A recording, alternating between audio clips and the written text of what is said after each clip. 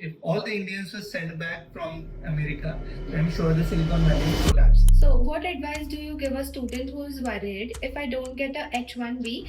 Definitely, yeah, the tensions are rising. Hi students, I'm Arpita from Prepedemy, and today we have Shreyas with us who has already given GMAT, and after GMAT he has pursued MBA. Also, he is a guide to many students for GRE, GMAT and IELTS. So let us know from him what are the current scenarios for the visa H-1B which is growing now. So I would like to ask you some questions from students' side, which is with rising tensions around H-1B visa in the US. What do you advise students?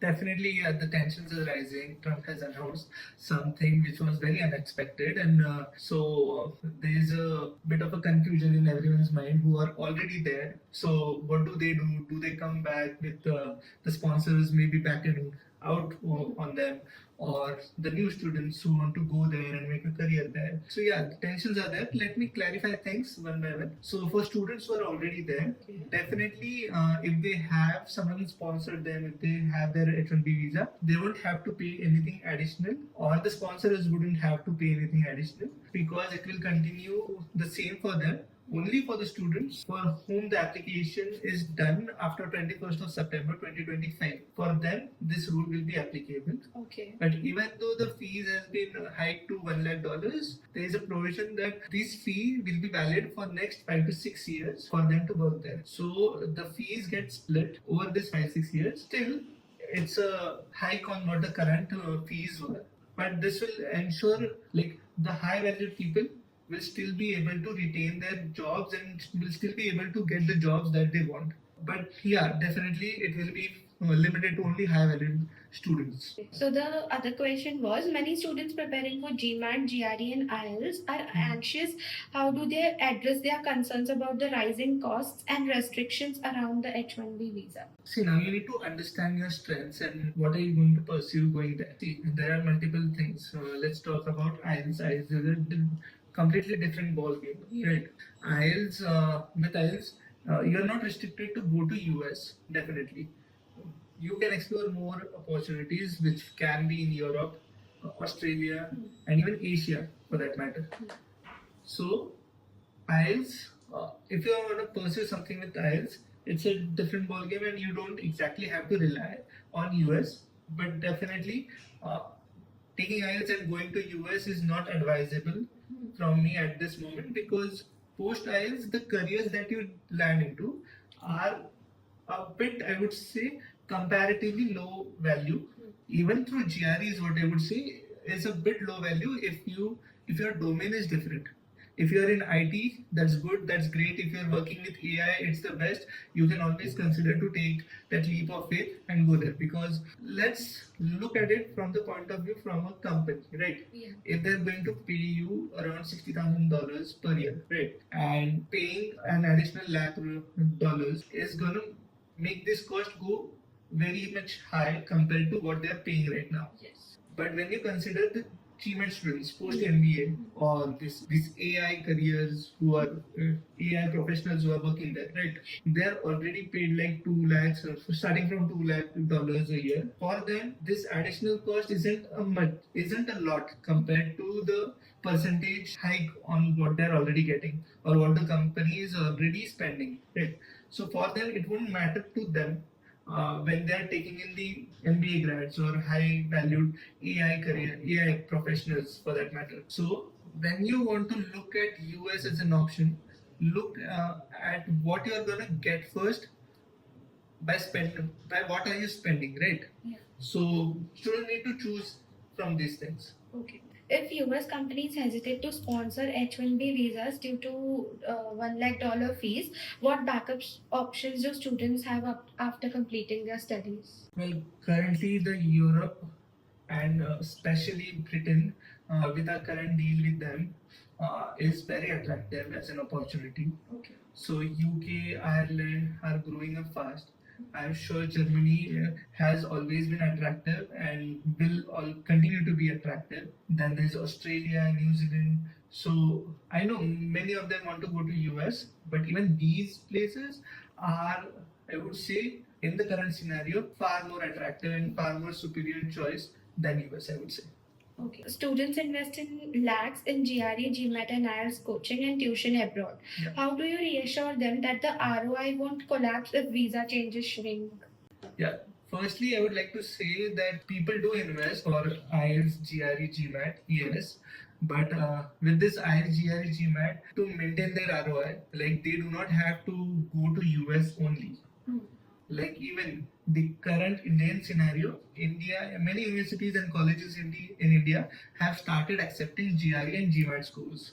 And preparing for these exams has started getting affordable day by day, definitely. And I'm sure Prepedemy also has a lot of affordable packages with very attractive USPs that they have, which students can always get in and have a look at. But yeah, after you get a good score in your GRE GMAT, you can start from exploring the Indian market first, is what I would say. Even the current IIMs are accepting the GMAT and GRE score with their 1 year MBA programs, right? And the ROI on these programs is as good as their flagship programs, and you get like top of the class placements, and your gateway, like the competition is fairly a bit less harsh than the CAT one. So, and it values your experience. It does not mean that only your scores will get you in that college, but also what you have achieved post your college is also what matters to these colleges. Like, if you're actually looking out for an ROI, I would prefer you to stay back in India,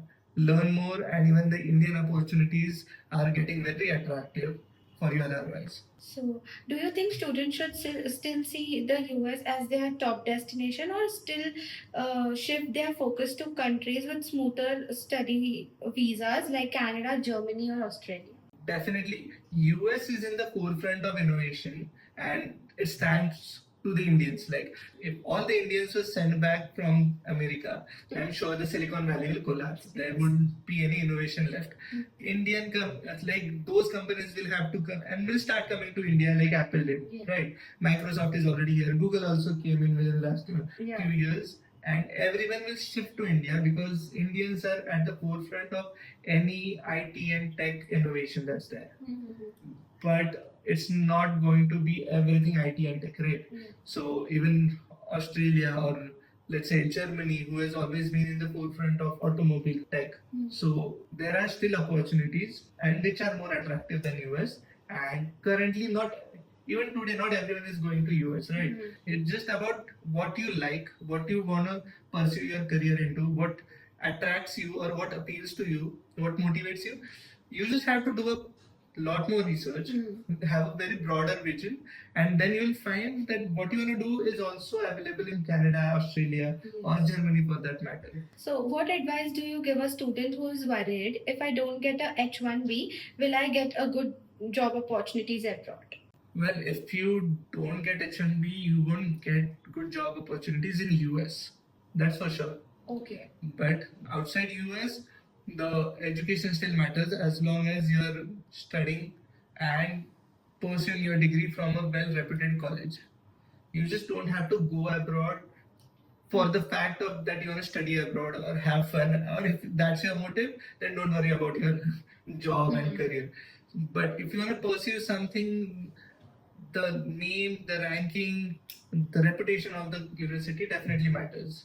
And that is what you need to look out for.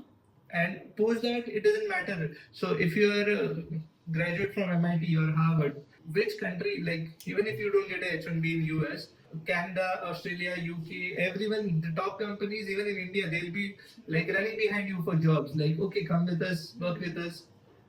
Obviously, the pay won't be that much, but yeah, you'll be secured in terms of your loans if you are taken it. You'll definitely get a job. How are MBA aspirants and MS aspirants differently impacted by H-1B uncertainty compared to IELTS students going to countries like UK or Canada?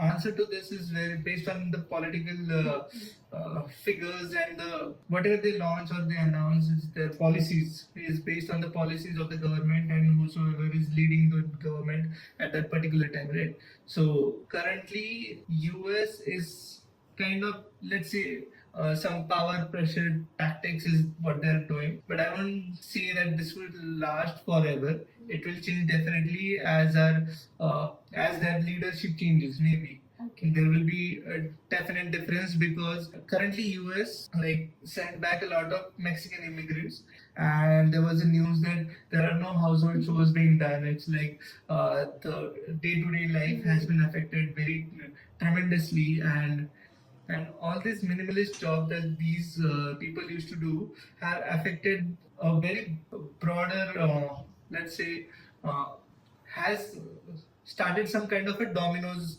effect, a fall of their big time activities that are supposed to be performed in the country. So similarly, Britain, there weren't a lot of visas, working visas allotted to Indians in Britain.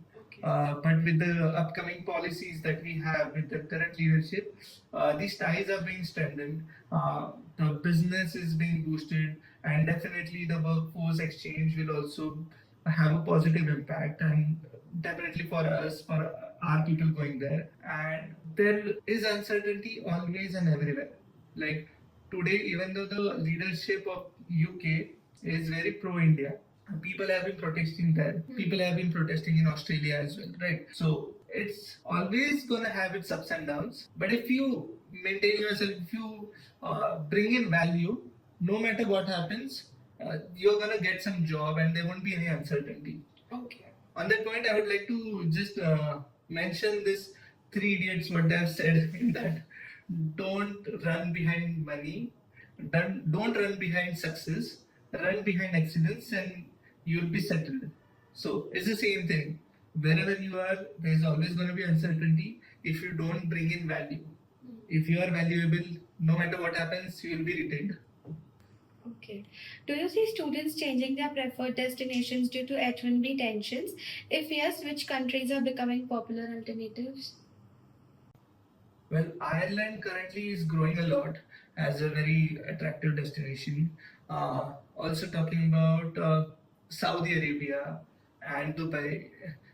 These two are currently growing very hot destinations, and the opportunities these areas are giving, it's very good with multinational companies, and these people are very immigrant friendly, I would say.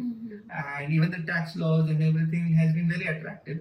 So Abu Dhabi and the whole Saudi, I would say, the Saudi and Dubai are very attractive currently. Okay. What's your message to students who fear they might have to return to India immediately after studies because of visa restrictions? See, even in India, you'll get a job definitely. And with the people who are working with the US companies, you would have had some exposure definitely. Maybe at least for a year or two, you would have had some exposure. And these people will definitely value your experience in that sense. So, yeah, you'll get a job, your career will be settled, but yeah, the ROI will be dropped. So, with this, all our doubts and all our questions were cleared. So, let's wrap the session. Yeah. Also, for more such doubts, you can comment down below. Also, you can follow us, share, comment for more videos and more doubt solving sessions on Prepedemy, which is our YouTube channel.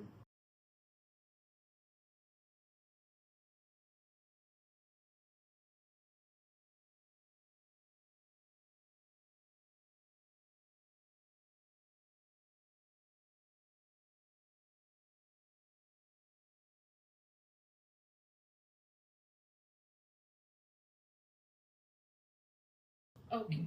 What's your message to students who fear they might have to return to India immediately after studies because of visa restrictions? See, even in India, you'll get a job definitely.